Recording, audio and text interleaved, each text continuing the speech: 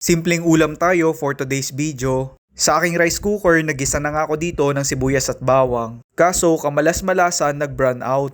Kaya hindi ko nagamit ang aking mahiwagang rice cooker. Kaya dito na ako sa kawali nagisa. Nung magisa na nga yung sibuyas at bawang, inilagay ko na dito yung sardinas. Nagtansya na din ako dito ng paglalagay ng paminta at asin. Tapos naglagay lang ako dito ng kalahating Knorr chicken cubes. Baka may matatalino na naman dyan, questionin yung paglalagay ko ng Knorr chicken cubes. Alay, ako naman ang kakain yan. Ayos na yan sa akin. Sabihin ay sardinas yung inilagay ko, isda yun, tapos chicken cubes yung ilalagay. Ay maigi nga yun, may lasang manok at may lasang isda, diga? Ayan, nilagay ko na din yung upo na aking ginayat. Hindi ko na yan nilagyan ng tubig kasi kusa naman nagtutubig ito. Noong kumulo na nga ito ay hinalo-halo ko lang. Ay siya, isa nga rin ito sa masarap at simpleng ulam. At syempre, makakatipid ka din sa mga ganitong ulam. Yun nga lang ay kung pare-pares kayong kumakain ng ganyan, mas gusto ko nga ito kapag bahaw na Ayan, luto na.